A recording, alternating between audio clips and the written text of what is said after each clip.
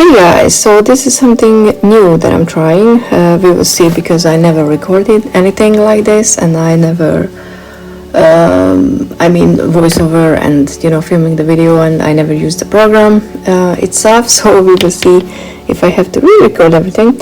But if you're around on my channel for a while now, you know that I'm in a let's call it phase where I'm just figuring out what I want with my channel. I still love using tarot, but just recording flip-throughs and walkthroughs is just not enough for me. It sounds really bad, but in a way it's not, because I don't enjoy them as much anymore. I enjoy recording actual experience, deck reviews, actual experiences, but I use the deck for a longer time, so I can actually tell you, how it works. I think it's more useful than just a flip through or first impression from me. I do love flip throughs because they are useful, before deciding to want to buy a deck or not. But the other thing is that I don't buy as much decks anymore, so if I just want to do that, there's not a lot to post anymore. So what I was thinking is, as you can see, hopefully, I wanted to show you my weekly reading, or the process that I'm doing for a while now, how I pull the cards, and I'm gonna explain what position is what, and then how I record what I have. I don't really take these readings too seriously. I sometimes just look at them on Sunday when I do pull the cards and when I create the entry in my journal. But sometimes I go back and look at it during the week, because things prompt me to do so. So what I do is I always have a main energy position, which was the oracle card, the wisdom of the oracle card for this week, which was young. Interestingly, that's the first card in the deck, and it was in the upright position. If you know the deck, you know that upright and reversed has a different meaning. So in this deck I keep with the orientation, and I bought a thermal printer, I think that's what it's called, a while back. And what I do is take pictures of the cards, and they're actually good enough quality that you can see what's on the card when you take the picture, and when you use it as a sticker. I bought sticker paper for the printer.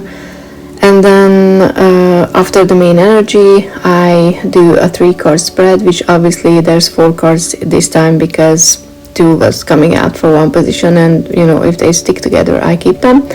The first one is the ignore position, which is not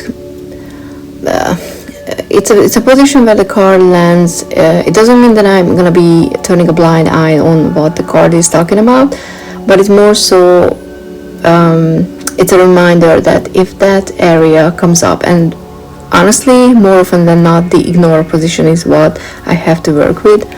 It's something that I shouldn't give too much attention, or how to say that, not give too much, not just not give too much attention, but don't take it as seriously as it feels in the moment, because it's not the right time or place for that card's energy to be taken into focus. Sometimes it's hard, because sometimes in the ignore position is exactly what is on my mind, but it's a good reminder, that I shouldn't actually pay that much attention. And then in the middle one is the focus one, which is obviously where I should focus my energies instead of that. And then on the right, which in this case there was 2 cards, is where I can find unexpected joy. In that position, sometimes I get really interesting cards, like 5 of Cups, so that can be an eye-opening experience as well. And then, as you can see, I have a bunch of stickers now. I need to do I need to create some sort of a system to sort them through, because I have too much now and it takes forever and I never find anything. So because I just bought recently a bunch of them, so I will have to sit down and find some, I don't know, box or whatever. I don't even know how people store their stickers. Maybe I need to, do a deep dive on that project or idea as well. But if you have suggestions or if you have videos, please do let me know. And then I pick a few stickers. I usually try to find something that either is in the main card or in some of the cards that that highlights the energy of the cards. Butterflies come up often when I use when I have that. Obviously I use a butterfly, but in this case one of the cards had a butterfly as well. I think it was the Page of Swords. And then I just start playing around. Honestly, I never know what I want. This time I felt like the card stickers were a bit too much, so normally I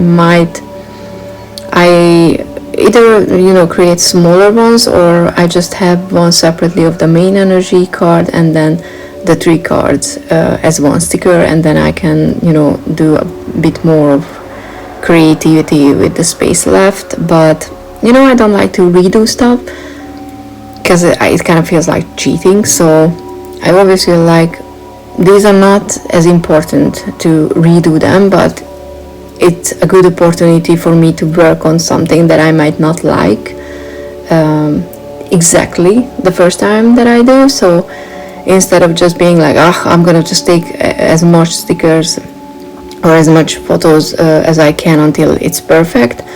It's not, it never will be, and it's not the point of it to be perfect. Just like this video, like half of it and half of the journal is out of frame, so you can't even see what I'm doing. But it was not anything really groundbreaking. I was just looking for stickers and washi tapes, because I do have a lot of washi tapes as well. And then I try to do a spread or like collage. I really do enjoy collaging in a way that reminds me that the end result is what's important, but it's also a great metaphor, because you can't know, you just don't see how something is going to end unless you obviously you go into it with full plans and whatever. But I don't do that.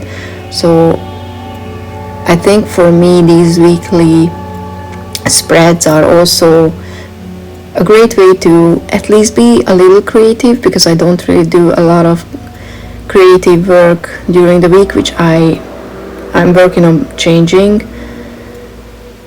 But it's hard because I need to get up earlier somehow. I need to shift my characteristic sleeping schedule and do something about it, because I am more creative and more useful in the morning, so before work, which normally I get up at 6 a.m. so it's not gonna be easy, but I just need to do that. So after I put together the stickers and whatnot, I just doodle around it, and I always label the cards as in what's the main energy, the ignore, the focus, and the joy, so that it's maybe it's easier to see. But I always also write out things like from the guidebook. In this case, the Wisdom of the Oracles card was quite obvious. Young energy is the masculine, is the taking action card, but I wanted to make sure that I add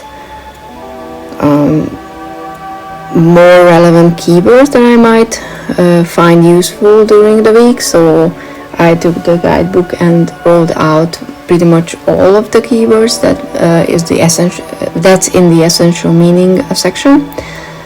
And as you can see, I use fountain pens, and that's why I'm gonna switch to Hobonichi from next year, because I love the size and the ring-bound nature of this planner, but the paper is really not as much fountain pen friendly as I would like it. It's not horrible, but I need more. I want to see sheening, I want to see, you know, like shading and stuff like that. So I'm taking the bullet and I'm buying something like that. And as you can see, I read out this deck has key sentences on the card, so I made notes about those as well. And if something happens during the week, I still have time and some space to make notes, so I can, you know, make sense of the cards if something comes up.